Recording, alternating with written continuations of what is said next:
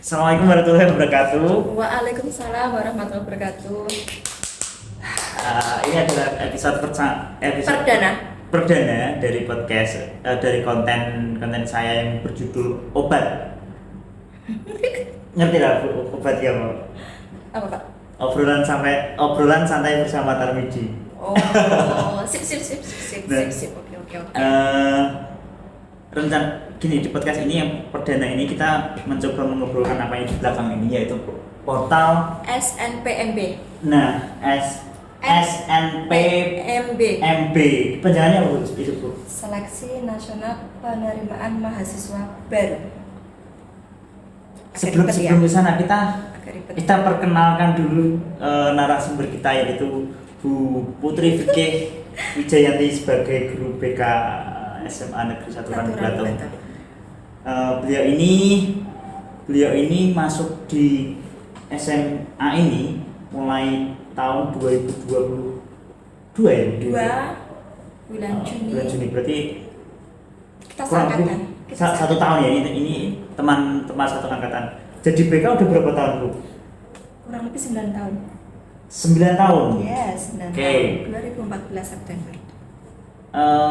Dulu di sekolahan SMA atau SMK? SMK. Iya, SMK Muhammadiyah Randuplatung. Bulan jam ke-10 Saatnya di SMK sana sistemnya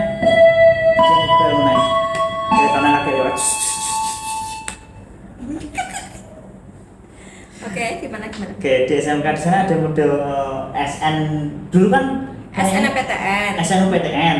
Sekarang Berubah lagi bahasanya Nah. SNPMB. Kalau dulu itu bernaung pakainya LTMPT. Tapi untuk sekarang LTMPT sudah tidak dipakai lagi. Kita berdiri sendiri pakainya Kemendikbud. Pakainya langsung direct ke pemerintahan. Kemendikbud. Betul. Oke. Nah, kalau di SMK dulu ada model kayak gini nggak kayak SNMPTN? Ada, tapi peminatnya tidak sebanyak di Semaransa. Kayak gitu. Karena cenderung anak-anak SMK lebih banyak minatnya karena kerja. oke, targetnya anak-anak kan karena di SMK relatif Karir. langsung karir. Oke. Nah, untuk menangani ini sendiri di SNPMB di Semaransa. di Semaransa itu bagaimana? Oke, jujur ini pertama kali saya melayani anak-anak daftar SNPMB sangat-sangat kewalahan. Kenapa? Pesertanya pun banyak. Tidak beda ya dengan sekolah saya dulu. Dan ini pun kita dapat kuotanya pun dari pemerintah cukup banyak untuk MIPA 72. IPS 55. Kayak gitu. Ya cukup kewalahan juga. Ini baru langkah awal membuat akun. Oke, berarti kita ketika mau daftar P3 waktu itu kan. Benar. Prosesnya kan memang panjang dan itu kita harus hati-hati. Betul. Tips untuk anak-anak misalkan, kira-kira data apa yang perlu diperhatikan sehingga sampai gini, kecenderungan yang kemarin beberapa ada teman-teman saya padahal sudah dulu juga ya, itu dia sampai lupa password, kemudian ternyata hal yang lain itu lupa. Itu tipsnya bagaimana? Yang pertama, jangan panik. Oke, Ya kan? betul. Tadi kita makasih loh Pak Tarmidi sudah bantu saya. Pak Tarmidi memang the best. Oke, jadi ceritanya podcast ini kita buat setelah karena kita masih Melayani anak-anak, membuat akun segitu banyaknya problem tadi. Alhamdulillah kita bisa melewati bersama ya Pak ya. Ini memang luar biasa. Kalau menurutku memang anak-anak sekarang karena jarang pakai komputer, mereka lebih senang pakai handphone. Akhirnya dia punya kecenderungan nyaman dengan handphone, padahal untuk tampilannya itu kan jauh berbeda. Ya, betul, sekali. betul. Dan kemungkinan ini yang paling banyak trouble tadi pembuatan aku lewat handphone. Kayak gitu. Nah, untuk mengatasi tersebut, misalkan yang sering terjadi apa sih yang sering terjadi karena emailnya tidak masuk, itu tadi aktivasi. Notifikasi dari portalnya ke email nggak masuk. Oke. Terus yang kedua, lupa password anak-anak. Terus Terus yang ketiga, terkendala sinyal kalau yang pakai handphone tadi. gitu. Kalau yang apa namanya notifikasinya apa namanya yang direct ke email itu nggak masuk itu kenapa kira-kira? Kira-kira mungkin yang pertama emailnya penuh dengan Oke, masuk pesan-pesan, nah itu tidak dihapus. Terus kemudian ada lagi mungkin emailnya tidak aktif tapi anak-anak tidak ngecek atau gimana. Oke.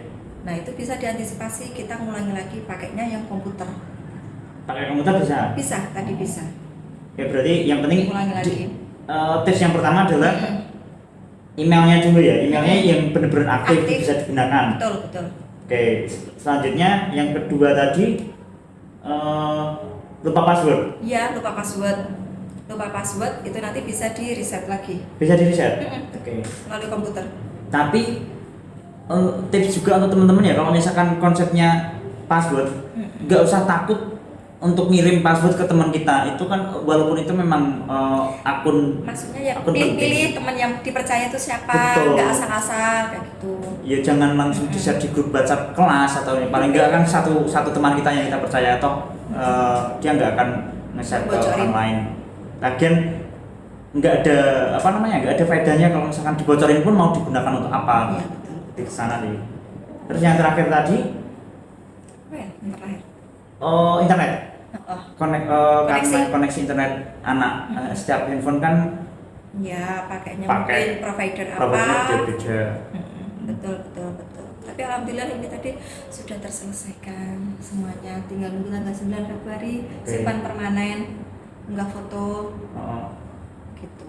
Dan Terus- 9 Februari itu nanti anak-anak simpan permanen terus kemudian lanjut memilih jurusan dan PTN. Kayak gitu. Untuk tips untuk masuk memilih jurusan dan PTN bagaimana Bu? Yang pertama ini kan pakai seleksi yang prestasi. Ini disesuaikan dulu sebelum memilih jurusan rata-ratanya berapa ya. Kita mencari informasi dulu PTN-nya, buka website, terus kita cari minimal rata-ratanya perjurusannya di sasaran itu apa, terus kemudian grade-nya bagaimana. Ya gitu. Karena kita saingannya kan seluruh Indonesia pakai nilai rata-rata itu sesuai jurusan yang diminati. Sesuai jurusan yang diminati. Betul. Jadi lebih ke kalau anak-anak sekarang ya usia-usia SMA dia idealisnya kan masih tinggi. Saya pengennya misalkan dia di sekolah katakanlah 10 besar. 10 besar kemudian gara-gara dia 10 besar di sekolah belum tentu kalau misalnya secara nasional dia masuk 10 10 besar atau enggak kan pasti nggak mungkin loh. Karena ruang lingkupnya nasional. Kita kan nggak tahu juga. Nah terus tipsnya ya ketika teman-teman mau ngambil jurusan atau PTN ya, PTN itu gue lihat dia juga jangan idealis karena dia 10 besar di sini saya pengen kedokteran kan grade-nya tinggi. Gini, kalau saya memberikan saran masukan untuk anak-anak seperti ini, oke silakan Anda memilih jurusan seminat Anda, semau Anda, tapi tolong nanti pun Anda bisa menyikapinya. Andai kata Anda misalkan tidak lolos dalam jalur prestasi itu, Anda pun bisa memikirkannya, bisa bangkit, bisa move on. Jangan terpuruk sedih terus, kenapa ya kok sampai seperti ini. Seakan-akan langkah Anda akan berhenti di situ saja. Gitu. Karena kita sudah daftar optimis, kemudian setelah itu itu juga dulu terjadi. Aku juga merasakan Bu itu waktu itu Bu. Seakan-akan waduh langkah saya sudah berhenti, akhirnya saya tidak ada tujuan lagi ke depannya kayak gimana. Perjuanganku sudah sejauh ini ternyata pas masuk di universitas malah nggak bisa. Terus mau ngapain lagi? Padahal ini seakan-akan masih ada langkah selanjutnya kayak gitu. Terus dalam memilih jurusan, kadang kan anak kan idealis, aku maunya jurusan kedokteran, teknis, terus yang susah-susah. Seperti itu. Tipsnya bagaimana? Terkadang anak punya pikiran seperti ini, Bu, misalkan saya optimis kedokteran Bu, oke kedokteran, silakan Anda pilih rata-rata Anda kedokteran, kira-kira ini mampu apa enggak? Misalkan Anda pilihnya di universitas yang grade-nya agak tinggi, kira-kira sesuai apa enggak nih? Coba dipikirkan dulu, coba dicari dulu informasinya. Misalkan di tujuan Anda PTN-nya rata-ratanya segini, ada nggak alternatif untuk PTN yang lain? Berarti setiap universitas kan punya grade-nya masing-masing. Betul. Berarti tipsnya ya jangan ngambil universitas yang misalkan pengennya tetap di kedokteran, yang cari universitas yang grade-nya lebih rendah. Iya, betul sekali. Misalkan grade-nya secara di ranking teman-teman dapatnya dari 100 pendaftar, teman-teman masuknya di bawah 50, rankingnya misalkan di atas 50, berarti kan semakin tinggi kan semakin jelek nih. Iya, betul. Nah, misalkan ya Kemungkinan pun itu. akan tersisihkan besar kayak Besar gitu. sekali. Berarti kan mending ngambil Cari amannya saja. Cari yang aman. Betul. Oke, terus ada yang mau ditanyakan lagi? Tak apa ya? Tips wes terus apa meneh Bu? Nah, misalkan saja, misalkan Bu ada anak-anak berapa persen Bu yang mau kuliah, berapa persen yang pengen kerja. Oh, iya, betul. Kenapa banyak anak-anak yang pertamanya menjadi siswa eligible terus mundur karena apa kebanyakan?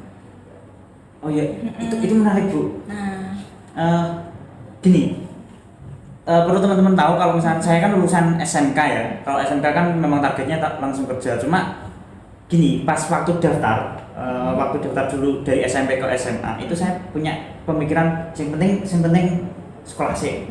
betul. Nah, ternyata itu sebenarnya nggak bisa dipakai Bu. Jangan sampai istilahnya jangan pakai model seperti itu. Semua itu harus dipikirkan dari awal. Toh kita buat planning dulu. Planning memang belum tentu terlaksana, tapi kan kita sudah punya rencana dulu. Nah, ketika masuk sarannya ini sekali masuk di PPDB kan, sarannya untuk masuk sekolahan itu bagaimana Bu? Maksudnya masuk sekolahan? Misalkan rencananya misalkan teman-teman ada yang pengen dari lulus SMA atau SMA dia langsung kerja, berarti kan dia harus masuk Ini saya kembali lagi ke anak, saya tidak membuat keputusan, tetapi anak yang membuat Nah, keputusan. Saya hanya memberikan gambaran, misalnya gini, coba yang mengetahui kondisi keluarga adalah Anda, bukan saya. Yang lebih paham malah Anda. Coba dilihat dulu kondisi orang tua, terus dukungan motivasi dari orang tua untuk Anda kuliah bagaimana. Semisal kalau orang tua memang tidak mendukung dikarenakan faktor biaya, berarti Anda lebih paham sendiri. Nah, ini coba Anda misalkan punya pikiran, jangan egois lah, jangan memaksakan keadaan orang tua.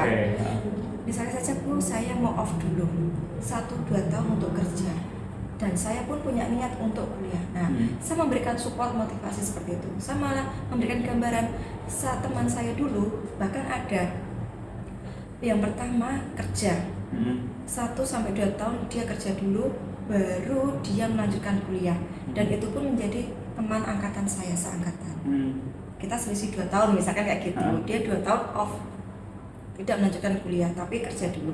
Ada juga yang misalkan kuliah sambil kerja, nggak masalah kan kayak gitu. Banyak teman-teman dari saya ada yang menjadi waiters di restoran, terus menjadi pegawai di rental komputer kayak gitu, pengetikan, banyak kok yang disambil seperti itu, dan itu pun tidak gengsi. Saya juga dulu gitu. serius. Jadi awal saya kan lulusan tahun 2009 kemudian lulus masuk di Warna 1 tahun, setelah itu sempat kerja, akhirnya masuk kuliah di 2011. Karena awal semester kan kita masih punya waktu longgar lumayan banyak. Betul. Terus ngapain ya? Iseng-iseng cari kerja. Oke, dapat jadi waiters, waktu itu bayarannya satu bulan 300.000. Fine, gak masalah, yang penting lumayan lah kena jajan. Betul. Dan nggak gengsi. Kita hidup apa adanya. Misalkan Mas dan Mbak, kalau andai kata kamu kuliah, terus kemudian Anda harus menyamakan dengan teman Anda, berarti Anda selama itu hidupnya pun akan pura-pura. Betul. Ya enggak? Jangan enggak sih kalau kita hidup dalam berpura-pura kayak gitu. Dunia tipe-tipe. Benar. Jadinya kan kita nggak enjoy. Tidak adanya. Kadang juga teman-teman kan gini, ke teman-teman SMA, kok aku SMA terus kok meh golek kerja, padahal sing digoleki kan yang dicari kan malah anak-anak lulusan SMK. Nah, di dunia kerja itu sebenarnya yang diambil bukan skillnya teman-teman, tapi adalah bagaimana orang itu, misalkan saya jadi bos ya, cari calon karyawan, bagaimana orang tersebut, calon karyawan tersebut bisa mengerjakan sesuatu. Bukan dilihat dari ijazahnya ini SMA atau SMK. Betul. Ya, tapi lebih cenderung ke karakter. Orang pintar itu banyak, tapi karakter belum tentu punya karakter. Betul. Nah, makanya untuk teman-teman kalau misalkan jangan sampai punya pikiran rendah hati karena teman-teman lulusan SMA kemudian cari kerja pasti susah, belum tentu. Yang penting setiap calon bos kita itu punya cara masing-masing untuk menilai kita. Betul, betul sekali. Untuk ngetes. Oke. Oke, gitu aja. Sudah berapa menit tadi? Sudah lama ya. See you the next video di konten berikutnya. Tetap di obrolan santai bersama Tarmidi.